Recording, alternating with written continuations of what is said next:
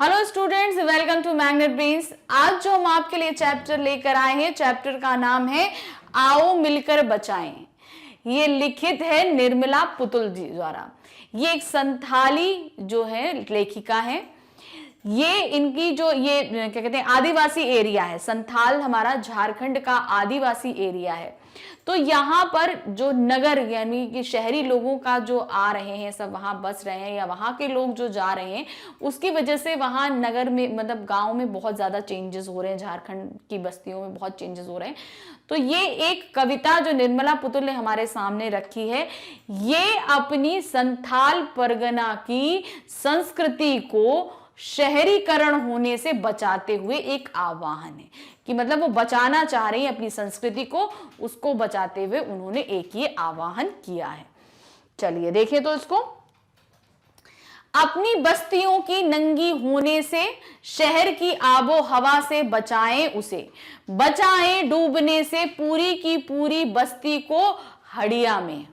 अपने चेहरे पर संथाल परगना की माटी का रंग, भाषा में झारखंडीयपन।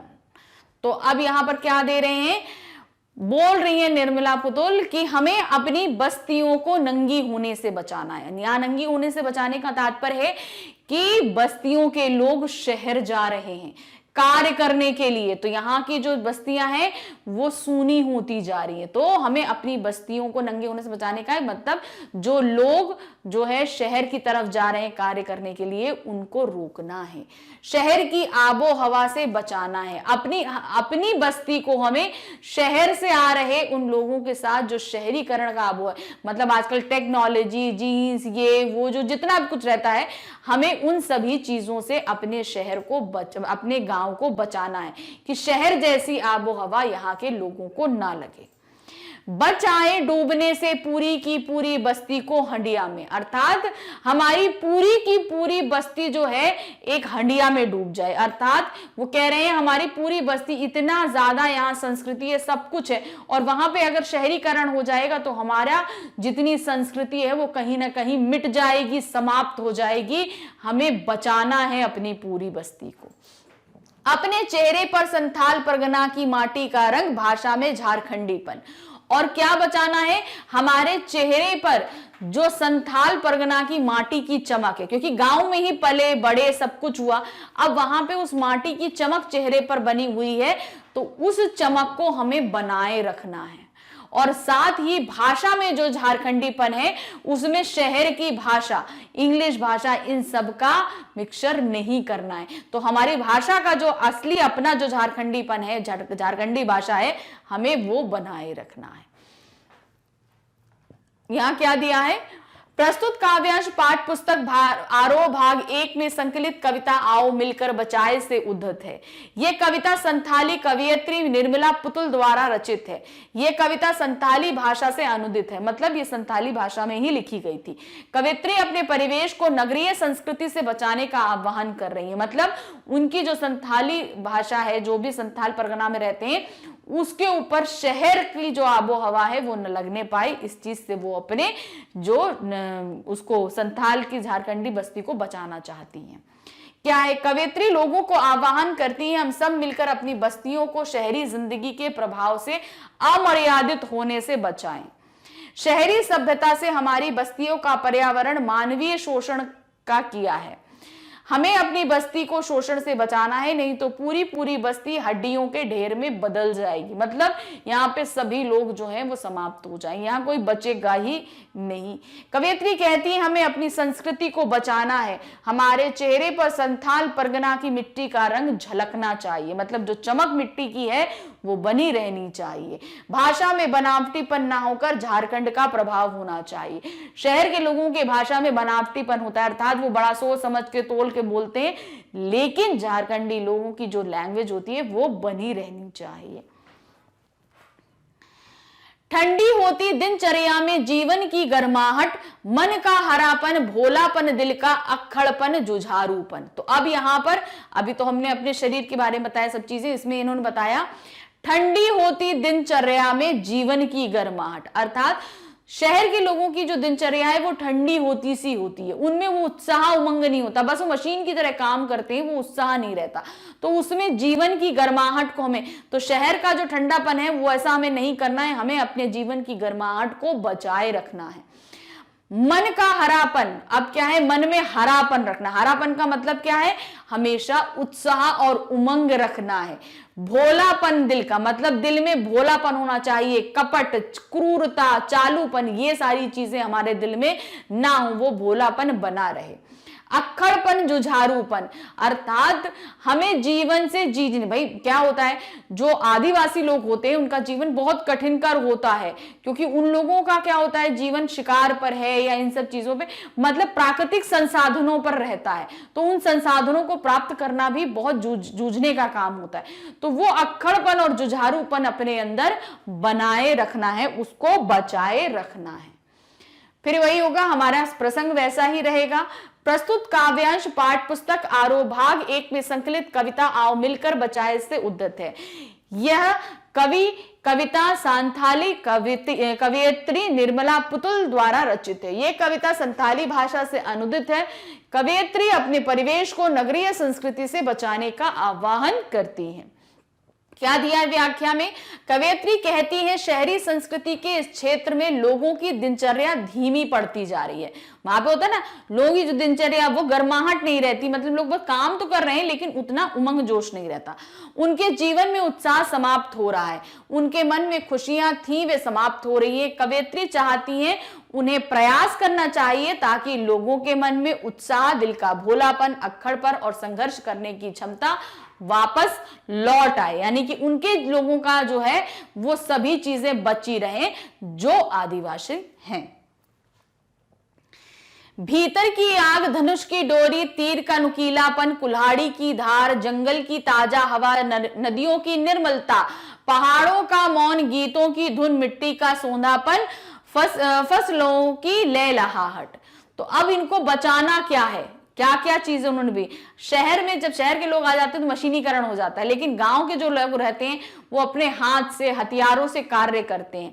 तो अब आदिवासी लोगों का क्या हथियार है, वो सभी चीजों को बचाने के लिए कह रही, क्या, भीतर की आग, अर्थात जूझते रहने की आग, हर चीज को कर गुजरने की आग अपने अंदर बनाए रखनी है, उसे बचाना है। धनुष की डोरी, अब आदिवासी लोग जो शिकार करते हैं तो धनुष बाण से करते हैं, धनुष और तीर से करते हैं, तो वो धनुष को हमें बचाए रखना, उसकी डोरी को। तीर का नुकीलापन, यानी तीर के अब ये क्या होगा, अगर शहर में आ जाएगा तो क्या होगा, बंदूक से शिकार करेंगे तब धनुष बाण तो चलेगा नहीं, तो वो चीजें, धनुष और तीर को, नुकीलापन को बचाए रखना है। कुल्हाड़ी की धार, जंगल की धार, अब कुल्हाड़ी की धार का मतलब कोई चीज काटनी होती तो कुल्हाड़ी से, मगर शहरीकरण हो जाएगा तो आरी आ जाएगी, तो उस कुल्हाड़ी को भी हमें शहरीकरण से बचाना है कि उसका रूप ना बदलना पाए। शहर की ताजा हवा, अगर शहरीकरण हो तो ताजा हवा नहीं रह जाएगी, सब तरफ प्रदूषण हो जाएगा, मोटर गाड़ियां आ जाएंगी, सब आ जाएगा, तो शहर की हवा प्रदूषित हो जाएगी, इसलिए उस जंगल को भी हमें शहरीकरण से बचाना है, यानी कि यहाँ पे जो मोटर गाड़ियां वगैरह, कार, ये सब चीजें ना आने पाए। नदियों की निर्मलता, अब जब यहाँ पे शहर के लोग आ जाएंगे तो प्रदूषण बढ़ने लगेगा और नदियां भी स्वच्छ नहीं रह पाएंगी। पहाड़ों का मौन, गीतों की धुन, पहाड़ों का मौन, जब लोग आएंगे तो यहां पर क्या होगा, यहां पर सन्नाटा, शांति नहीं रहेगी, तो यहां पर शोर हो जाएगा, तो उस पहाड़ों के मौन को, शांति को बचाए रखना है। गीतों की धुन, अब जब लोग शहरीकरण का तो लोग बहुत बिजी हो जाते हैं, तो जो आदिवासी लोगों की जो गीत, संगीत, धुन है वो कहीं गायब हो जाएगी अगर उनके जीवन में शहरीकरण हो जाएगा। मिट्टी का सोंधापन, अब जो एक बारिश होती है, जो सोंधापन होता है, हम जब मिट्टी से ही अलग हो जाएंगे शहरीकरण के कारण, तो उस सोंधेपन को हम महसूस नहीं कर पाएंगे, हमें उसको भी बचाए रखना है। फसलों की लहलहाट, मतलब फसलें जो लहलाती हैं, जो खुशियां उमंग होती है, उसे भी हमें शहरीकरण से बचाए रखना है। प्रसंग वैसे ही रहेगा हमारा। प्रस्तुत काव्यांश पाठ पुस्तक आरोह भाग 1 में संकलित कविता आओ मिलकर बचाएं से उद्धत है। यह कविता संथाली कवियत्री निर्मला पुतुल द्वारा रचित है। यह कविता संथाली भाषा से अनुदित है। कवियत्री अपने परिवेश को नगरीय संस्कृति से बचाने का आह्वान करती हैं कि मतलब हमारी संस्कृति है उसको नगर का रूप ना चढ़ने पाए। कवयित्री कहती हैं कि उन्हें संघर्ष करने की प्रवृत्ति, परिश्रम करने की आदत के साथ अपने पारंपरिक हथियार धनुष व उसकी डोरी, तीर के नुकीलेपन, कुल्हाड़ी की धार को बचाना चाहिए। वह समाज से कहती है हम अपने जंगलों को कटने से बचाएं ताकि ताजी हवा मिलती रहे, नदियों को दूषित ना करके उनकी स्वच्छता को बचाएं, पहाड़ों पर शोर को रोककर शांति बनाए रखनी चाहिए। तो ये सब चीजें हमें बचानी है। हमें अपने गीतों की धुन को बचाना है क्योंकि ये हमारी संस्कृति की पहचान है। हमें मिट्टी की सुगंध तथा लहलहाती फसलों को बचाना है, मतलब यहाँ पर उतना हमें पोल्यूशन नहीं करना है। हमारी संस्कृति के परियाचक हैं। कहने का मतलब है क्या है, ये सभी हमारी संस्कृति की परिचय देते हैं सबके सामने। हमारी धनुष, बाण, कुल्हाड़ी, जंगल, नदियां, ये सभी हमारी संथाल परगना का परिचय दूसरे लोगों को देते हैं। इसलिए इन सभी चीजों को हमें बचाकर रखना है। आगे है, नाचने के लिए खुला आंगन, गाने के लिए गीत, हंसने के लिए थोड़ी सी खिलखिलाहट, रोने के लिए मुट्ठी भर एकांत, बच्चों के लिए मैदान, पशुओं के लिए हरी हरी घास, बूढ़ों के लिए पहाड़ों की शांति। अब ये सभी चीजें होती हैं गांवों में, तो ये सभी चीजें उन्होंने बताई हैं क्या क्या चीजें होती हैं और इनको भी हमें बचाए रखना है। भाई जैसे वो सब चीजें बताई वैसे ये सब चीजें भी हमें बचानी है। क्या क्या बचाना है?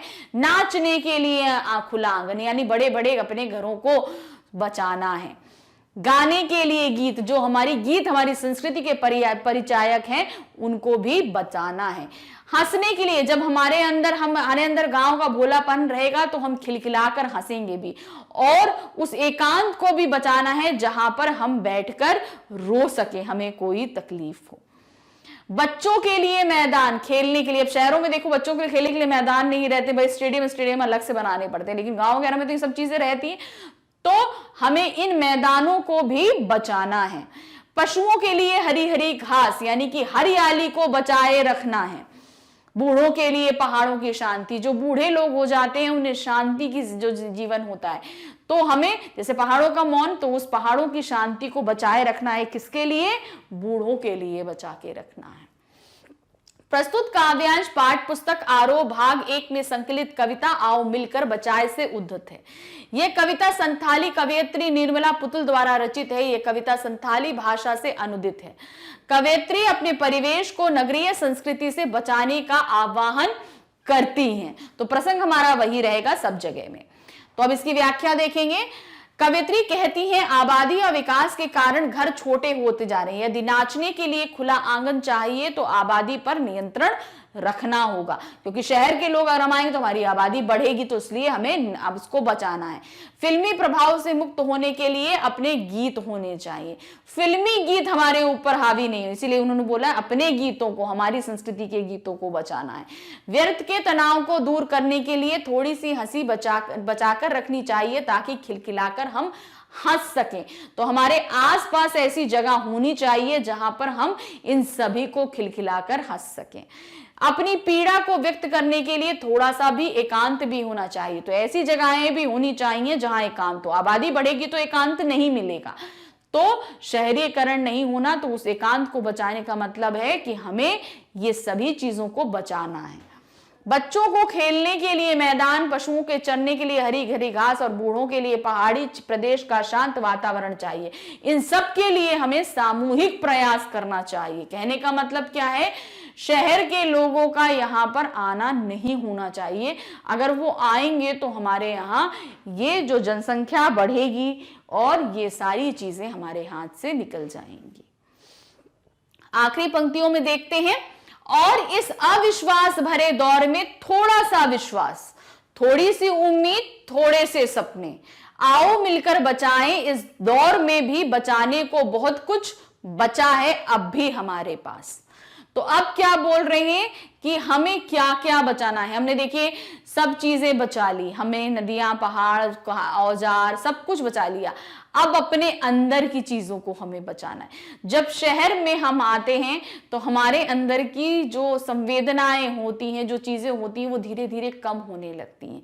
तो वो चीज उन्होंने बताई है कि कैसे हमें इस अविश्वास के दौर में थोड़ा सा विश्वास, यानी कि हम आज के समय में किसी पे भी विश्वास नहीं कर पाते, तो ये अविश्वास का दौर है। ऐसे में हमें अपने अंदर उस विश्वास को बनाना है ताकि हम दूसरों के ऊपर विश्वास कर सकें, अर्थात उस गांव के भोलेपन को अपने अंदर बचा के रखना है। थोड़ी सी उम्मीद, थोड़े से सपने, मतलब अपने अंदर उम्मीदें और सपने जगाए रखने हैं। अगर हम ये जगाए रहेंगे तो अपने गांव, अपने संथाल परगना के हमेशा करीब रहेंगे। आओ मिलकर बचाएं, इस दौर में भी बचाने को बहुत कुछ है, यानी कि अब हमें मिलकर बचाना है, सिर्फ एक के बचाने से नहीं होगा, हम सभी को मिलकर बचाना है कि इस दौर में, यानी इस समय में अभी भी हमारे पास बहुत कुछ बचाने के लिए बचा हुआ है, इसलिए बचाएं। तो सिर्फ संथाल परगना को ही नहीं देखेंगे, हमारे संसार में सभी जगह ऐसा है कि अभी बहुत कुछ है जिसे हम संभाल सकते हैं, तो उसे संभालने की हमें कोशिश करनी चाहिए। इसका प्रसंग भी वैसे ही रहेगा। प्रस्तुत काव्यांश पाठ पुस्तक आरोह भाग 1 में संकलित कविता आओ मिलकर बचाए से उद्धत है। यह कविता संथाली कवयित्री निर्मला पुतुल द्वारा रचित है। यह कविता संथाली भाषा से अनुदित है। कवयित्री अपने परिवेश को नगरीय संस्कृति से बचाने का आह्वान करती हैं। तो अब इसमें क्या हमारी व्याख्या आएगी? कवयित्री कहती हैं, आज चारों तरफ अविश्वास का माहौल है, कोई किसी पर विश्वास नहीं करता, अतः ऐसे माहौल में हमें थोड़ा सा विश्वास बचाए रखना है। हमें अच्छे कार्य होने के लिए थोड़ी सी उम्मीद बचानी है, थोड़े से सपने बचाने चाहिए ताकि अपनी कल्पना के अनुसार कार्य कर सकें। अगर सपने रहेंगे तो हम अपनी इमेजिनेशन अच्छे से करते रहेंगे और उस हिसाब से अपने आगे के काम करेंगे। अंत में कवयित्री कहती है, हम सबको मिलकर इन सभी चीजों को बचाने का प्रयास करना चाहिए, क्योंकि आज आपाधापी के इस दौर में अभी भी हमारे पास बहुत कुछ बचाने को बचा है। हमारी सभ्यता व संस्कृति की अनेक चीजें अभी शेष हैं। तो यहाँ कहने का मतलब है, इस दौड़ती भागती जिंदगी में आजकल हम लोग सिर्फ अपने काम में, तो इस जीवन में अभी भी हमारे पास बहुत कुछ है जिसको हम बचा सकते हैं। इसलिए मिलिए, साथ में आइए और इन सारी चीजों को के लिए लेकर आई हूं। वो है जो हमने लास्ट टाइम एक चैप्टर पढ़ा था, आओ मिलकर बचाएं, उस चैप्टर के प्रश्न उत्तर। तो ये चैप्टर जो हमने पढ़ा था, आओ मिलकर बचाएं, इस चैप्टर में था संथाल परगना के गांव, आदिवासी गांवों को बचाने के लिए निर्मला पुतुल जी जो हैं उन्होंने एक कविता लिखी थी, और क्या क्या बचाना है ये सभी कुछ उस कविता के अंतर्गत हमने पढ़ा था। अब हम देखेंगे उसी ही पाठ के प्रश्न उत्तर कि हमसे क्या पूछा जा रहा है। तो पहला प्रश्न है, माटी का रंग प्रयोग करते हुए किस बात की ओर संकेत किया गया है? मतलब उसमें बोला था ना कि संथाल परगना की माटी, चेहरे पर संथाल परगना की माटी का रंग, तो वो उससे क्या तात्पर्य है, क्या मतलब है, उससे उन्होंने ये पूछा है। माटी का रंग प्रयोग करते हुए कवयित्री निर्मला पुतुल ने अपनी मूल पहचान को बनाए रखने की ओर संकेत किया है। क्यों? क्योंकि वो मिट्टी किसकी बोल रही है? वो संथाल की बोल रही है, और संथाल परगना जो है वो झारखंड का एक जिला है। तो वहां पर क्या है ना, वहां के आदिवासियों में ही निर्मला पुतुल जी हैं, तो उन्होंने ये बोला है कि इस मिट्टी का रंग हमारे चेहरे पर बना रहना चाहिए, अर्थात हमारे अंदर हमारे एरिया की संस्कृति जो कुछ भी है वो सभी कुछ बना रहना चाहिए। इस कविता में कवयित्री ने माटी का रंग प्रयोग से स्थानीय संथालीय लोक जीवन की विशेषताओं को उजागर करने का प्रयास किया है। वे चाहती हैं कि यहाँ के लोग अपनी सादगी, भोलापन, प्रकृति से जुड़ाव और जुझारूपन आदि को बचाए रखे ताकि वहां की संस्कृति जीवंत रहे, यानी कि वहां की सभी कुछ बचा के रखे कि जो उसकी संस्कृति है वो बची रहे। क्वेश्चन नंबर 2 है, भाषा में झारखंडीपन से क्या अभिप्राय है? अब वहां पर क्या है, झारखंडी भाषा बोली जाती है, वहां की भाषा क्या है? झारखंडी, क्योंकि झारखंड का ही एक एरिया है। तो वही चीज उन्होंने बोली है कि वहां की जो मेन है वहां की भाषा संथाली है और झारखंड से लिया गया है, इसीलिए उन सभी को बचाए रखना, उसमें शहरीकरण नहीं होना चाहिए। तो संथाली आदिवासियों की मातृभाषा संथाली है। वे दैनिक व्यवहार में जिस संथाली भाषा का प्रयोग करते हैं उसमें उनके राज्य झारखंड की भी पहचान झलकती है। तो जैसे हमने आपको बताया कि झारखंड का ही एक प्रांत है संथाल, तो वहीं की भाषा है संथाली, तो वो बोली जाती है। उसी के बारे में इन्होंने बोला है कि उस भाषा की झलक हमारी बोली में बनी रहनी चाहिए। उनकी भाषा से यह पता लग जाता है कि वे झारखंड राज्य के निवासिनी हैं। कवयित्री भाषा के इसी स्थानीय स्वरूप की रक्षा करने को कहती हैं। कवयित्री चाहती हैं कि संथाली लोग अपनी भाषा की स्वाभाविक विशेषता को नष्ट ना करें, क्योंकि यहाँ खड़ी बोली का प्रयोग बनावटीपन की झलक देता है। तो खड़ी बोली मतलब बनावटीपन देगा, मतलब हम लोग एक तरीके से वहां की भाषा ना बोल के कहीं की भी भाषा बोलें तो वहां स्थानीय भाषा तो हम नहीं बोल पाएंगे ना। तो यहां पर उनका मतलब है कि हम सिर्फ अपने ही प्रांत की भाषा को बोलें, चाहे कहीं पे राजस्थानी गुजराती कहीं पे भी जाएं तो वहां की भाषा को हम संथाली भाषा में बिल्कुल भी ना मिलाएं। क्वेश्चन नंबर 3 है, भोलेपन के साथ साथ अक्खड़पन और जुझारूपन को बचाने की आवश्यकता पर क्यों बल दिया गया है?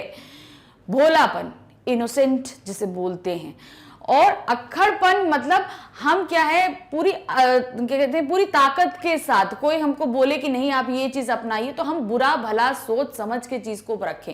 जुझारूपन मतलब स्ट्रगलिंग नेचर हमें बना के रखना है। तो ये सब चीजें हमें बचाए, भोलापन तो है ही है लेकिन नेचर में हमें ये दोनों अक्खड़पन और जुझारूपन दोनों ही लेकर आना है। तो क्या दिया है, दिल के भोलेपन से सहजता, सच्चाई और ईमानदारी का भाव है। अक्खड़पन से अभिप्राय है अपनी बात को दृढ़ रखने का भाव, मतलब हमें इस चीज पे डटे रहना है जो भी चीज हम बोले। जुझारूपन से तात्पर्य है संघर्षशीलता। कवयित्री कहती है कि दिल का भोलापन हमेशा ठीक नहीं होता। भोलेपन का फायदा उठाने वालों के साथ अक्खड़पन भी दिखाना जरूरी होता है और कर्म की पूर्ति के लिए जुझारूपन भी आवश्यक होता है। अतः कवयित्री ने अपने समाज की इन 3 प्रमुख विशेषताओं को बचाने की आवश्यकता पर बल दिया है। तो 3 विशेषताएं, भोलापन, अक्खड़पन और जुझारूपन। भोलापन इसलिए कि दिल की सच्चाई हमारी बनी रहे, अंदरूनी सच्चाई बनी रहे। अक्खड़पन मतलब जो हम सोचें उस पे हम पूरा दृढ़ निश्चय करके आगे बढ़े।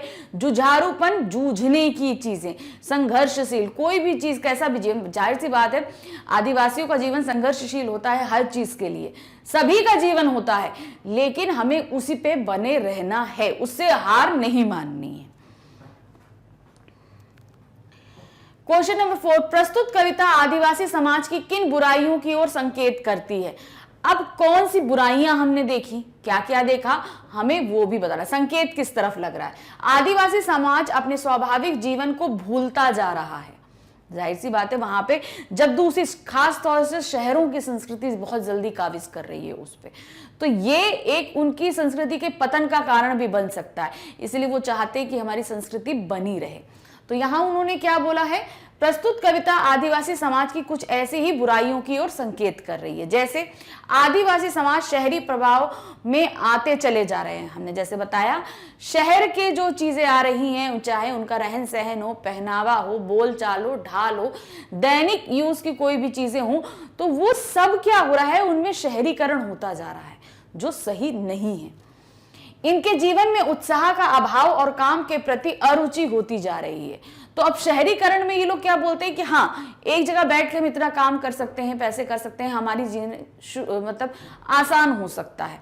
तो इसलिए वो जो आपका आदिवासियों का जो जीवन है संघर्षशील वाला, वो उससे इन लोगों के अंदर आलस आता जा रहा है। ये एक सबसे बड़ा प्रॉब्लम खड़ी हो रही है। दूसरा, इनमें शराबखोरी के साथ साथ अविश्वास की भावना भी बढ़ती जा रही है और शहर के इन सब के कारण क्या हो रहा है, इनमें शराब लेने की प्रवृत्ति, दूसरों पे विश्वास ना करने की प्रवृत्ति, ये भी जन्म ले चुकी है। अपनी भाषा से अलगाव, अशिक्षा और परंपराओं को गलत समझना जैसे दुर्गुण भी आते जा रहे हैं। तो क्या है, अपनी भाषा से अलगाव होता जा रहा है, अशिक्षा आ रही है और परंपराओं को गलत समझा जा रहा है कि हमारे यहाँ ये जो परंपरा चलती आ रही है ये गलत है। तो ये सब चीजें जो हैं पनप रही हैं, जिससे हम आदिवासी जीवन पे बहुत ही ज्यादा कहते हैं ना, आदिवासी जीवन पे ये सब चीजें काबिज हो जाएंगी तो उनकी खुद की संस्कृति का पतन हो जाएगा। ये बुराइयां इस क्या कहते हैं कविता के जरिए हमारे सामने रखी गई हैं। क्वेश्चन नंबर 5, इस दौर में भी बचाने को बहुत कुछ बचा है से क्या आश्रय है। कहने का मतलब है अभी भी हमारे संथाली समाज में इतना सब कुछ है कि अभी भी हम बचाना शुरू करें तो बहुत कुछ बच सकता है। अभी सब कुछ खत्म नहीं हुआ है। हमारी संस्कृति, सभ्यता, बोलचाल, रहन सहन सभी कुछ अभी ऐसा है जिसे हम बचा सकते हैं। अभी सब कुछ खत्म नहीं हुआ है। तो यहां क्या दिया है, प्रस्तुत पंक्ति में कवित्री का आश्रय है कि आज के इस अविश्वास भरे दौर में अभी भी आपसी विश्वास, उम्मीद और सपने बचाए जा सकते हैं। इन सभी को सामूहिक प्रयासों से बचाया जा सकता है। जैसे संताली समाज अपनी बुराइयों को दूर कर ले तो उसका वास्तविक स्वरूप बहाल किया जा सकता है। तो मतलब जो चीज है उसमें से बुरी चीजें निकाल के हमें बाहर कर देना है, तो जो हमारे पास बचेगा वो हमारी अपनी खुद की संथाली संस्कृति होगी। चाहे वहां शहरी प्रभाव बढ़ रहा है, पर भाषा, परिवेश, संस्कृति को बचाने का प्रयास तो किया ही जा सकता है। तो ठीक है, शहरीकरण हो रहा है, लेकिन मेन हमारा जो चीजें हैं, संस्कृति है, भाषा है, इन सब को तो हम बचा ही सकते हैं और उनका प्रयास हमें करते रहना चाहिए। नेक्स्ट है, निम्नलिखित पंक्तियों के काव्य सौंदर्य को उद्घाटित कीजिए। अब काव्य सौंदर्य से तात्पर्य होता है कि इसके अंदर किस तरह के सौंदर्य के साथ शिल्प किया गया, कौन सा रस है, अलंकार कौन सा यूज किया है, भाषा कैसी है, और आपकी क्या कहते हैं और क्या चीजें इस्तेमाल करी, सभी हम इसमें बता सकते हैं। तो ये चीजें ध्यान से देखनी, क्योंकि इस तरीके के प्रश्न एग्जाम में बहुत आते हैं, काव्य सौंदर्य या भाव सौंदर्य बताने वाले। तो जैसे एक यहाँ पर प्रस्तुत किया गया है काव्य सौंदर्य बताना, आपके पास 2 पंक्तियां दे दी गई, इसी का काव्य सौंदर्य बताना है। अब देखते हैं, ठंडी होती दिनचर्या में जीवन की गर्माहट। तो अब क्या दिया, इन पंक्तियों के द्वारा कवयित्री निर्मला पुतुल ने आदिवासी समाज की दिनचर्या में आई ठंडक की ओर इशारा किया है। कवित्री ने दिनचर्या की नीरसता को दूर कर गर्माहट अर्थात उमंग, उत्साह और क्रियाशीलता की आवश्यकता पे बल दिया है। तो अब देखिए, ये तो इसका अर्थ हो गया, भाव हो गया, हमने भाव बता दिया। अब ये काव्य पंक्तियां लाक्षणिक हैं, इनके उपयोग से कविता में एक प्रकार का गांभीर्य आया है। लाक्षणिक का मतलब होता है कि इसमें एक लक्षण दिखाया गया है, बात कुछ कही गई है लेकिन लक्षण के तौर पर यह बताए। मतलब लक्षण क्या है इसमें, अब देखिए बताते हैं।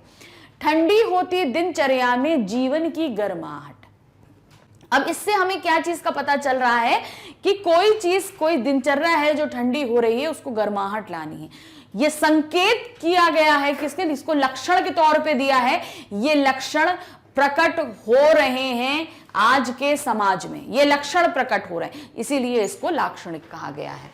फिर है, इनके उपयोग में कविता के में एक प्रकार का गांभीर्य आता है, गंभीरता आती है कि हाँ ये बहुत ही गंभीर टॉपिक है, इसलिए बोला जा रहा है, क्योंकि कवित्री ने बहुत कम शब्दों में ही बहुत बड़ी बात कह दी है।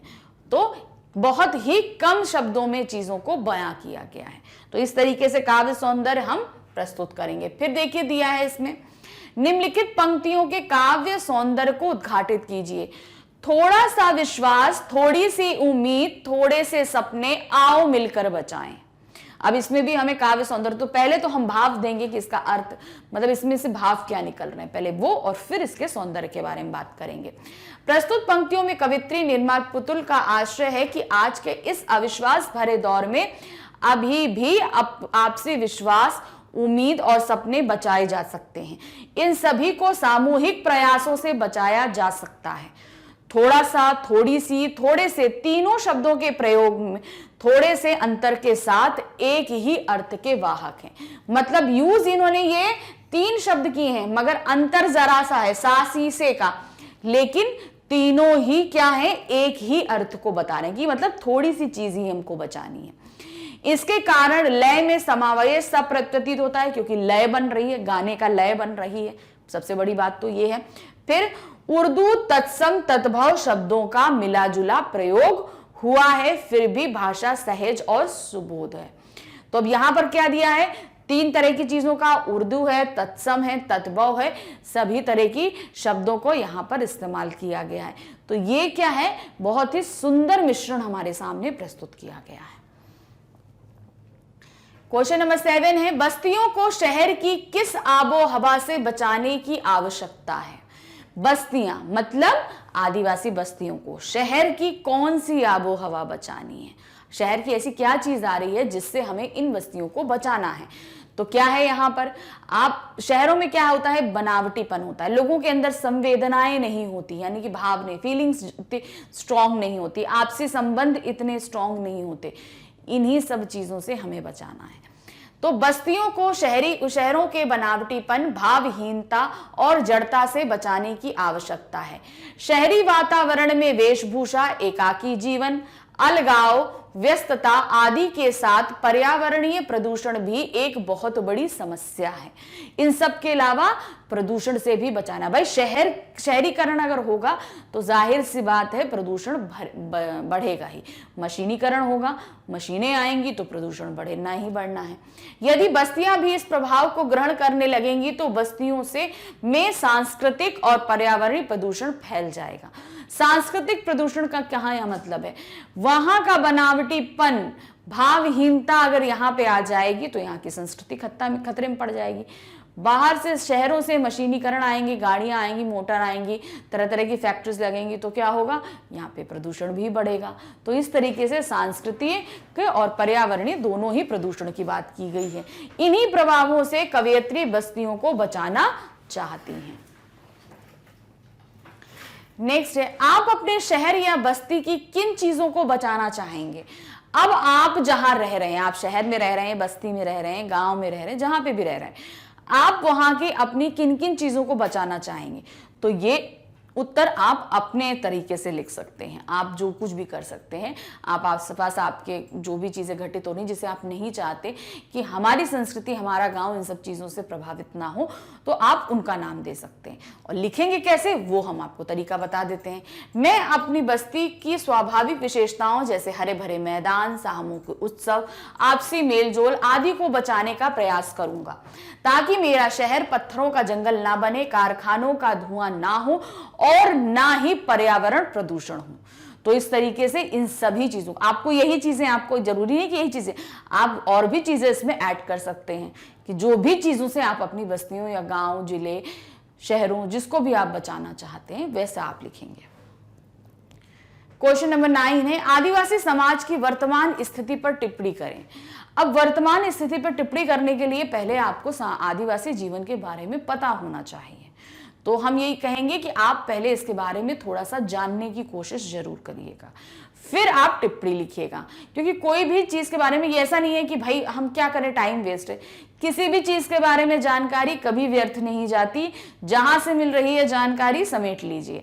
तो हम यही कहेंगे कि आप पहले आदिवासी जीवन के बारे में जानकारी एकत्र करिएगा और फिर टिप्पणी लिखिएगा। और ये सभी अपने अपने तरीके से लिखें तो बहुत अच्छी रहेगी। हम आपको यहाँ दे तो रहे हैं, आप चाहें तो ये भी लिख सकते हैं, लेकिन हम हमेशा यही कहते हैं कि आप अपनी तरीके से बना के लिखने का प्रयास करिए। कारण ये है कि देखकर लिखना तो आसान है, लेकिन बना के जब हम लिखते हैं तो हमें बहुत से फायदे होते हैं हमारे भविष्य के लिए। क्योंकि एग्जाम में तो कोई ऐसी चीज नहीं पूछी जा सकती कि आप रट के जाएंगे। तो जाहिर सी बात है कि जब आप अपना खुद लिखना सीख जाएंगे तो आप कुछ भी पूछिए, बहुत ही अच्छे शब्दों में आप उनको लिख पाएंगे। तो क्या दिया है, आदिवासी समाज की वर्तमान स्थिति में शनै शनै परिवर्तन आ रहा है। शनै शनै मतलब धीरे धीरे। अब देखिए यहीं पर हम यहाँ लिख देते, स्थिति में धीरे धीरे परिवर्तन हो रहा है। अब उसी को इनहांस किया। हमने हमेशा बोला है आप समानार्थी शब्दों का, पर्यायवाची शब्दों का, आपके अनेकार्थी शब्दों का, बहुत तरीके से शब्दों का इस्तेमाल करके आप अगर उनको बदल देंगे तो क्या, अब जैसे जरूरत की जगह आवश्यकता कर देंगे तो वर्डों में क्या होता है, वाक्यों में भारीपन आता है, बहुत ही इंप्रेसिव लैंग्वेज लगती है। तो उस तरीके से आप लिखने की, तो धीरे धीरे की जगह जैसे शनै शनै हो गया, तो इस तरीके से बहुत से चेंजेस किए जा सकते हैं। आदिवासी बहुल क्षेत्रों में शिक्षा की उपयोगिता को ध्यान में रखते हुए शिक्षा केंद्र खोले जा रहे हैं। आदिवासी समाज में बेरोजगारी की ओर भी ध्यान केंद्रित किया जा रहा है। इससे वहां के लोगों के आर्थिक स्तर में सुधार आया है। आदिवासी सांस्कृतिक पहचान, कला, कौशल को भी बचाने के निरंतर प्रयास किए जा रहे हैं। अब तो आदिवासी समाज प्रगति के पथ पर बढ़ चला है। इस प्रकार आदिवासी समाज की पहचान को बरकरार रखते हुए उन्हें आधुनिक समाज से जोड़ने के प्रयास किए जा रहे हैं। विशेष बात तो यह है कि अब तो अलग झारखंड राज्य का निर्माण भी हो चुका है। तो मतलब एक अलग ही राज्य इन लोगों की संस्कृति को बचाए रखने के लिए कर दिया गया है। तो इस तरीके से इस पाठ के सभी प्रश्नोत्तर यहाँ खत्म हुए, साथ में ये पाठ और हमारी बुक भी यहाँ खत्म हुई। जो हम बुक आरोह पढ़ रहे थे इस पाठ के साथ यही समाप्त होती है।